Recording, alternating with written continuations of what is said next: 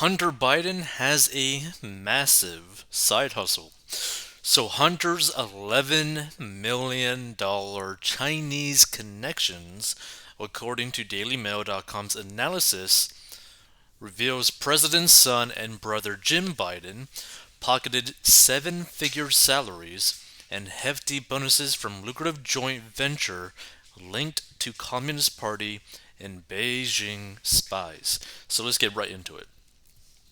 Chinese businessmen linked to the China's Communist Party and intelligence services plowed almost $11 million into a joint venture with Hunter Biden. A DailyMail.com analysis of newly released bank records shows the flood of cash from Chinese oil giant CEFC was squared away largely by Hunter and his family in just a year. The bank records, numbering over 200 pages, were released on Tuesday by Senators Chuck Grassley and Ron Johnson, who have been investigating Hunter for almost 4 years. The records were sent by the senators to a Delaware prosecutor investigating Hunter's potentially criminal business dealings with foreign nations. Grassley and Johnson accompanied the ream of records with an excoriating letter slamming the federal prosecutor David Weiss for failure to respond to our legitimate congressional oversight requests. The lawmakers say the documents uncovered in their long investigation lay out the Biden family's connections to the Chinese regime and persons connected to its military and intelligence elements. Let's see. Oh, this is like all over the place. Dear Lord. Let's see.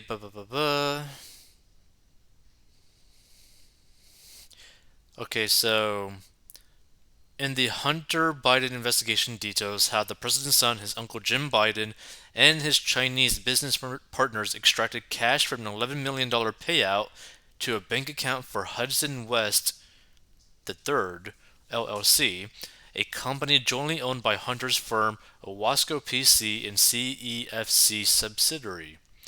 Records show Hunter and Jim's companies received a total of $4,968,220.01 from Hudson West. Hunter, Jim, and his wife Sarah also got access to Bank of Omaha credit cards funded by CEFC to the tune of $101,098.61. CEFC manager Gongwen Dong was paid a total $123,319.60 over the 14-month period in the bank statements, and another CEFC executive firm, Cold Harbor Capital, got $318,286.37. There were also 8 payments totaling $29,795.84 to Jia Kui Bao, a glamorous young staffer for the joint venture who is close to Hunter. They say the evidence amounts to potential criminal financial activity with respect to Hunter and James Biden, President Joe Biden's brother, who goes by Jim, who took part in the Chinese joint venture. The senators are concerned Weiss is dragging his feet and not conducting a thorough investigation of the president's son, or that the probe has been hamstrung by the Department of Justice.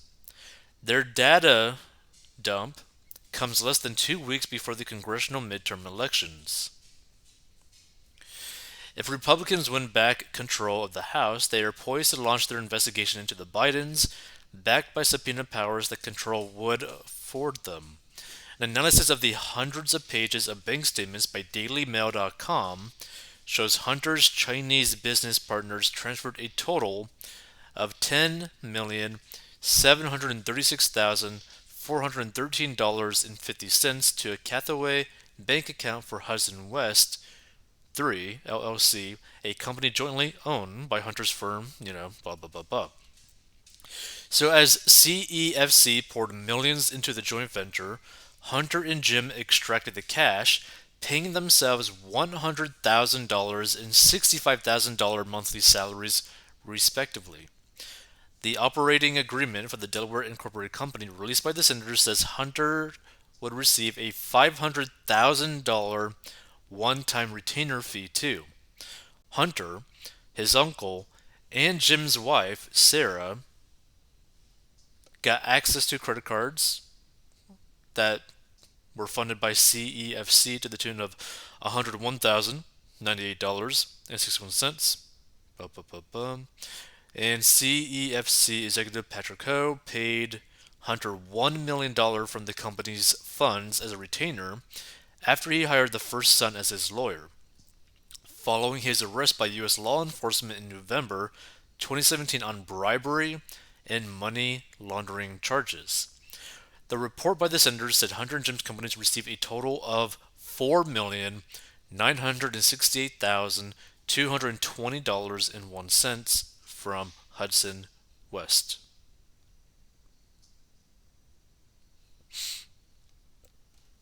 Let's see.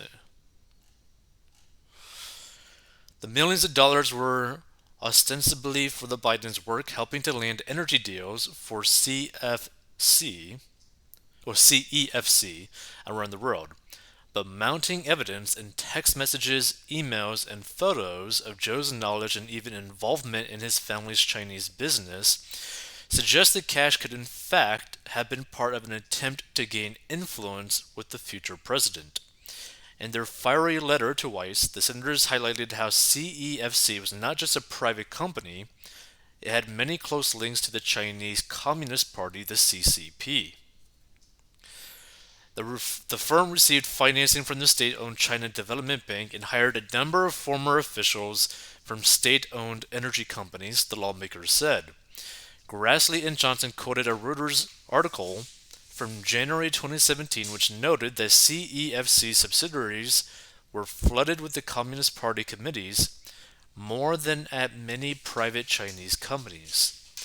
The firm's chairman, Yi Jianming, had ties to the CCP and the People's Liberation Army, the senators wrote. They highlighted an analysis by Marin Hala, an academic based in Prague, who tracked the company's networking efforts in the Czech Republic, who told the New York Times in December 2018 that it's been clear for some time that this is not just a Chinese commercial company, that they had some intelligence ties.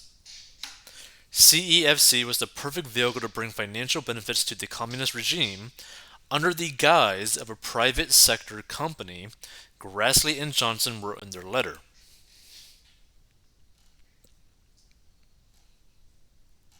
Interesting. Hunter himself seemed to be well aware of CEFC's close links to the Chinese government. In an audio recording on his abandoned laptop, he referred to Ho as the effing spy chief of China.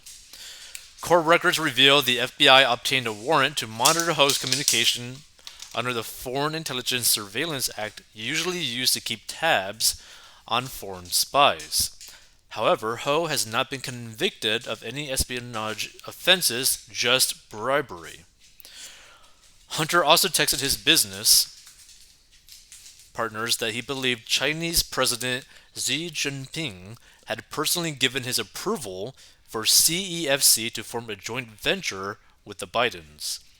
The first son texted his American partners in his CEFC venture in May 2017 that CEFC Executive Director Zhang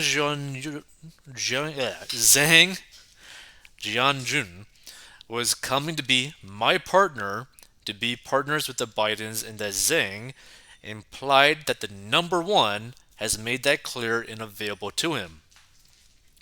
A party to the conversation told DailyMail.com that number one was Hunter's code for Xi. Some of the money poured into the joint venture went to paying its Chinese staff. The CEFC manager, Gong Wen Dong, it's so hard to pronounce these names, was paid a total $123,319.68 over the 14-month period in the bank statements, and another CEFC executive, Marvin Yan's firm got $318,286.37. And of course, the senators also highlighted payments totaling $29,795.84 to Jacques Bao, to that young staffer.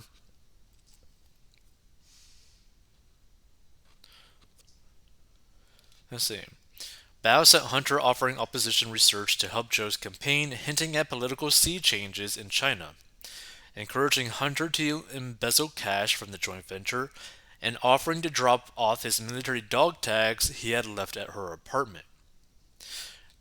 Let's see. This week, Republican ranking member of the House Oversight Committee, James Comer, wrote to the FBI demanding information on Bao. Comer's letter said Bao liaised with CCP affiliated agents on the Biden's behalf and that her relationship with Hunter went beyond professional obligations, a common tactic employed by Chinese agents. As the committee letter notes, Bao received a degree from Tsinghua University, a recruiting hub for China's intelligence service, and then worked for the PRC's National Development and Reform Commission, which approves projects that receive foreign funding.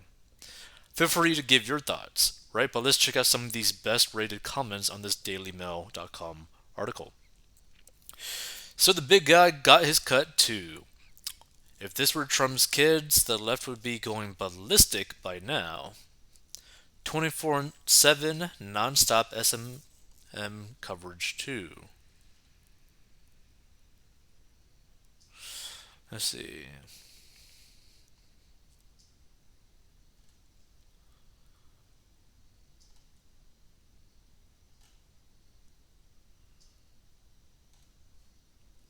Shocking, said no one.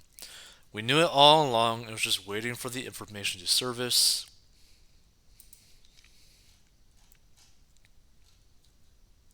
See, the thing is, to be frank, right? What they could easily just do, what they really should do, is just release everything that's apparently on the laptop to the public. Like, literally just release it to the internet. But who knows?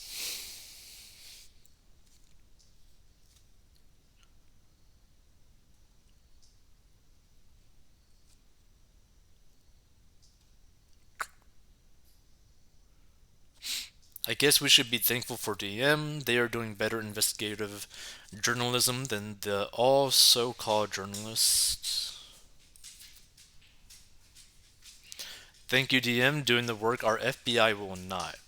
The thing is basically like the FBI is just basically purposely ignoring it, which is just sad to see.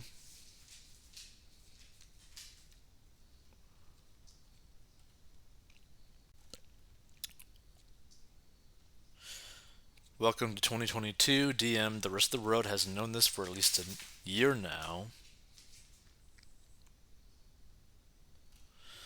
Now, here's the thing, right? And this is like a way to kind of like view it. Like, just take a step back if you stumble upon this and ask yourself, what would you be willing to do for nearly actually, no, let's say, what would you be willing to do for about $11 million? What would you do? Because a lot of people would do a lot of stuff for a lot less money, right? There's quite literally people serving prison time for like, I think like $1,000 like theft or something, but they obviously did it in a probably a heinous way or whatever. But I'm just saying, like, what would you do to make $11 million? I think that'd be kind of interesting to see. And feel free to give your thoughts about this whole situation.